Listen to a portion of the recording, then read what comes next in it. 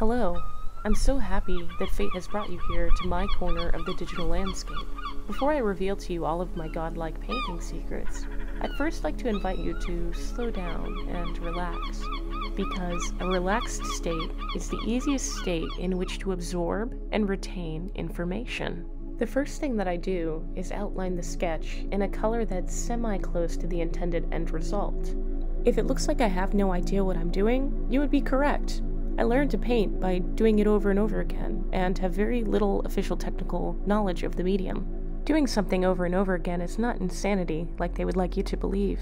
In fact, it's how you get better at things. And when you get better at things, it builds your self-confidence. And then when you build your self-confidence, you become a new you, better than before. I don't always start with a pencil sketch, and I usually like to freehand my portraits, but I'm not the best at composing images, so having a pencil sketch laid down really helps things look less off-kiltered, less crooked. See, it's all about balance. When you have a plan, you can follow it. And when you stick to your plan, you build your self-confidence, and then when you build your self-confidence, you become a new you, better than before. Another trick I've learned on my journey to become the internet's most greatest painter is to use references. I'm not just using one reference for this painting, I'm actually using two.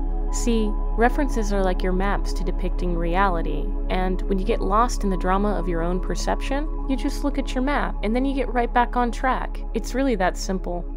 I'm not sure if you've already noticed, but I've started to block in the colors. I have a habit of using the same small paintbrush over and over again despite having many options available to me. This is neither a good or bad thing, it's just what I do. It's how I feel comfortable.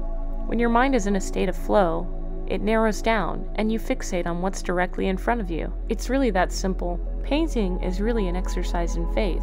You build, and about 90% of the time, it doesn't look very good. But then, suddenly and unexpectedly, you're rewarded by your own patience as you see the image that was once in your mind's eye come into its physical form. It's magical. The quality of the materials I'm using for this painting are not that great, but on other paintings, bigger paintings, I like to use golden heavy body and Liquitex heavy body acrylic paints. I do not know the precise differences between heavy body acrylics and soft body acrylics, but experientially, I can tell you that heavy body acrylics are a lot thicker.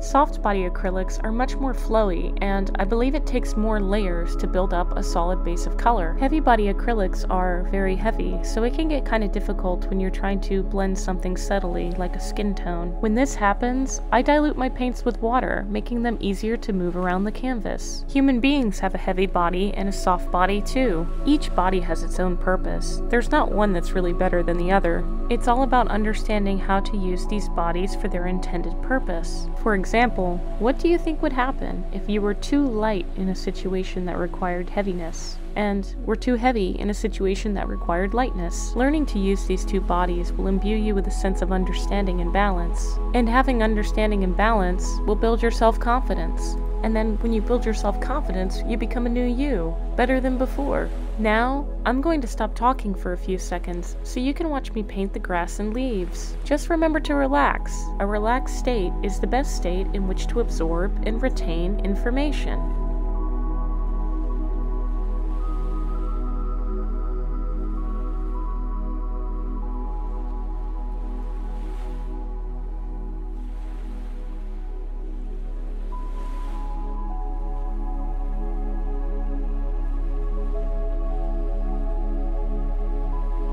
Look at that tree trunk.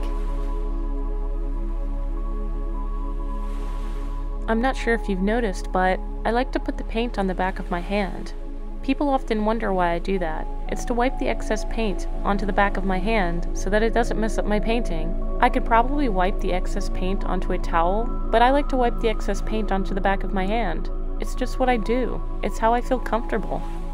Now that we're nearing the end of this painting video, I just wanted to tell you that I'm so happy that fate brought you to my corner of the digital landscape. Now, without further ado, here's the final product. I hope you enjoyed this video. I hope you enjoyed this painting. And with that, your supreme self-help guru is signing off for the evening. Goodbye.